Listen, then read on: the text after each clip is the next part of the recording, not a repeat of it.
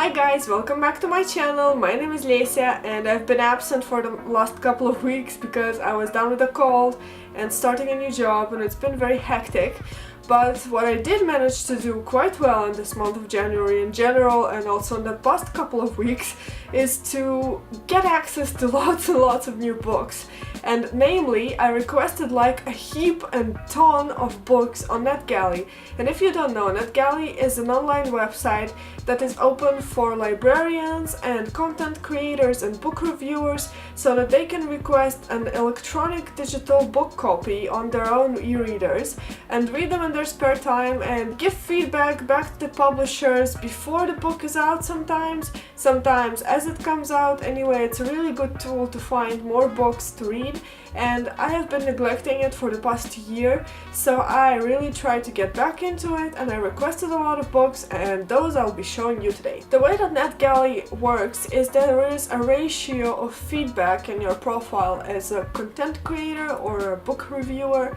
That means the ratio of the books you have requested and which have been granted to you versus the ratio of feedback you actually provided. So publishers can see if you didn't provide enough feedback and they can decline your request for a certain book title, which is why my request of such a big amount of books at once has been quite weird. I think my ratio plummeted from somewhere around 70 to 45 because I requested a lot of them, and as they came in I of course didn't have a feedback prepared yet because I just got them, which is why my feedback ratio right now is stuck on about 50.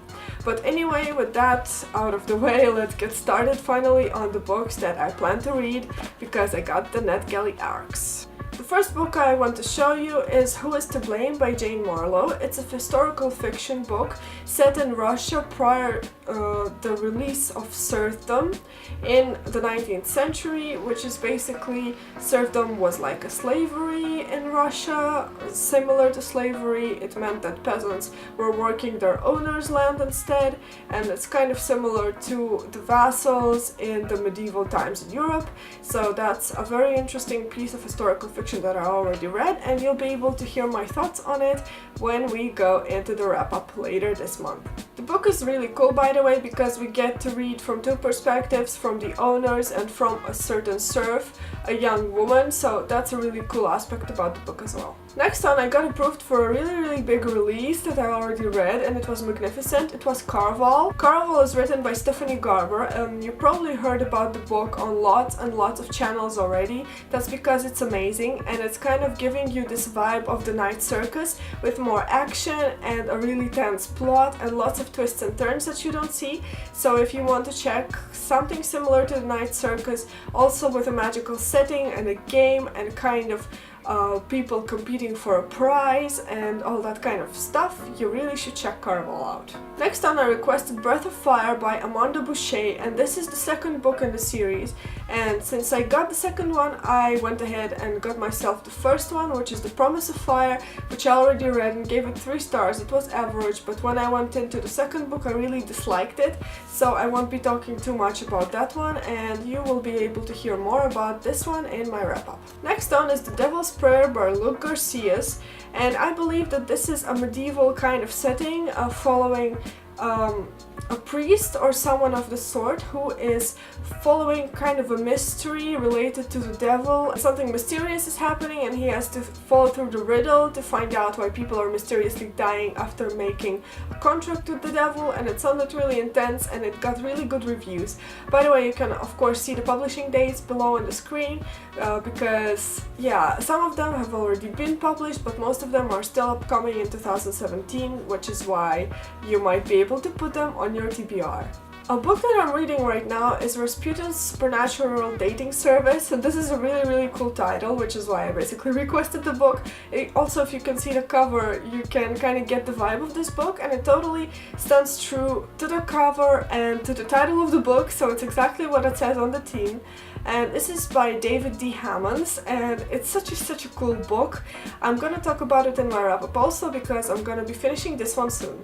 But all you need to know about that one is that there is a supernatural dating service which is based by Rasputin, the one who escaped from Russia and the one who has the hit song Love Machine about him, and that's basically all you need to know going into this. Next on we got The Blazing Star by Imani Joshi, and this is an interesting piece. It's kind of a fantasy or a twist on a historical fiction piece following a main heroine who suddenly in the middle of her schooling excursion touches an Egyptian scarab and suddenly discovers new powers within herself, and then later gets transported with her sister and another school guy to the Egyptian setting, and they basically have to escape and somehow find a way back into their real world and into their current timeline, and it sounded so cool, so I couldn't help but request it. Next on we got Apprenticed to the Sea by Philip McCutcheon, and I believe that this is a classic, but it has been recently republished, and the synopsis really caught my eye. I didn't know it was a classic or that it was published before. It's following a young sailor who is joining a team on a crew on a big boat, but something on the boat is wrong. Aside from him learning all the ropes because he's a newbie, he also has to deal with a crime that's happening, and since they're all on the boat, they're in very tight companion relationships with each other, so he has to handle his own survival and also worry about surviving in the middle of the sea, so it sounded really cool and action-packed, which is why I requested it. Next on we got Miranda and Caliban by Jacqueline Carey, and this is a retelling of Shakespeare's The Tempest, which, to be quite honest, I haven't read, but I quite like the premise of The Tempest, even though I haven't read it, but I thought I could remedy that and also read the retelling, and it's supposed to be a really delicate and really hard love story between Miranda and Caliban, a relationship that's ongoing behind Prospero's main line in the story of The Tempest, so I thought that sounded really cool. Next we got Dreadnaught by April Daniels. This is a really cool sounding book. It's about a guy who actually feels that he's a girl deep inside, and he's kind of getting ready to come out of this proverbial closet on the day when the superhero falls down to earth and kind of gives all his powers away to Dreadnaught, and he becomes a girl as he felt he should have been inside him, but his appearance changes and he's trying to live his new life, but he's really struggling through his change and his supernatural powers, so I thought that sounded really cool and I'd like to explore this premise more. Next on I got Dragon Watch by Brandon Mull, and this is a companion novel for the Fablehaven series, and this is something that I also heard about. I heard that it's really good, but I never really read it. But I have a little bit of time until it's coming out, so I think I'll have time to catch up with the basic series. There are 5 books, and there are really cool box sets that are being sold online, so they're not too expensive. They're about 30 euros depending on where you might find one, which is why I really want to get on board with this ship. Next we got Bull by David Elliott, and this is a retelling of the story of the Minotaur, and I'm really into retellings and everything that's related into Greek mythology. I was into Greek mythology even before reading Percy Jackson, but after the Percy Jackson series I'm really on a Greek mythology high. So I'm totally ready to read this without high expectations, without knowing what I'm gonna get once I go in, except that it's a Minotaur story and that's enough to capture my attention. Next on I got A Twist in Time by Julie McElwain, I believe. Sorry if I butchered her name. This is a second book in a series. I believe it's following an FBI agent who falls through time, and in the second book she's struggling in London, I think Victorian London, and the first book is also her falling through time, and I think it's her trying to go back home. I don't know too much about this, but I'm super excited about the book, so I'd love to read the first one before starting on that one, but it all sounds good to me. Next on we got The Noble Servant by Melanie Dickerson, and this sounds like a historical romance of sorts. It's following a duke and his beloved or beloved pen pal, and they're supposed to meet and get married, but the girl gets hijacked by her own servant on the way to the castle. Her servant is going to pretend to be the new mistress, and the duke is getting hijacked by his uncle, who assumes his dukedom and his position. So basically these two meet on kind of neutral ground while not having any of their previous authority, and I thought the setting sounded really cool, so I really want to see how that one plays out. It comes out in August, I believe, or in summer anyway, pretty far off, but I really like the setting. Next one is The Hidden Thread by Liz Areno. I'm sorry I'm butchering the names, it's just so many books, it's a bit hard to keep it all straight in my head. This is an interesting piece of historical fiction as well. It's set in a time where people worked in the factories a lot, and it's following a main heroine and also a guy who are working in a silk factory in a time where there were a lot of protests from the workers, so their work got suspended or was put in danger, and this is what the story is following, the story of people who aspire to become great in their profession but are hijacked by the historical circumstances, and that sounded really cool to me. Next on is Mr. Rochester by Sarah Shoemaker, and as you can gather from the cover and from the name, this is a retelling of Jane Eyre told from the perspective of Mr. Rochester. It sounds delightful. Honestly, I only saw the movie, I didn't read the classic Jane Eyre. I might be able to get to it before reading the retelling though. I know it's very heavily gothic and I'm not sure how I will feel about the book, but the retelling definitely has a lot of promise to it, and I really love the cover as well, so who could blame me? Another book that I've requested is See What I Have Done by Sarah Schmidt. See What I Have Done has such a magnificent book cover. You can see that bleeding pigeon that bleeds through the cover.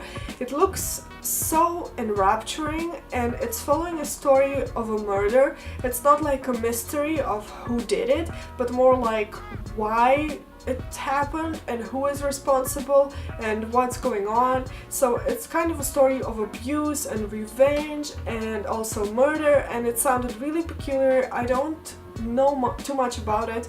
I will better tell you about it when I've read it, but you gotta admit that the cover is really striking. And lastly, this is the 17th book that I have been approved for now at least, is The Secret of the India Orchid by Nancy Campbell Allen. And this is meant to be a historical romance following a couple of people who are separated by circumstances. One of them is working as a spy for the government, and the other one has to travel a lot, and they're separated but then they meet again. And I just want some historical romance with a nice backdrop or a drama behind it, so I don't know too much about it, but I really want to read it. As far as I can understand, it's a tale about trust, because the guy is a spy and he's doing his best to protect his beloved, but she is afraid that he's pushing her away, and then she goes to India to discover the secret of the orchid, and it's all very mysterious and it sounds really good, so I can't wait. I would also like to mention a couple of honorable mentions of books that I'm still pending for being approved, mostly because some of those might ring a bell, and maybe you can advise me on whether or not I should put them on my radar or I should continue to pursue them. And those are Yvain, the Knight of the Lion, The One Memory of Flora Banks, Doing It by Hannah Witten, Flame in the Mist by Renee Adier, Reckless Swan, the Petrified Fish, Wayfarer by Alexander Bracken, and Impossible Views of the World. Now, out of all these books, I of course know Wayfarer because I read Passenger and I gave it 3 stars. I was kind of pulled into the story, it was a quick read, but I wasn't really pulled into it, so I'm still debating whether I want it or not.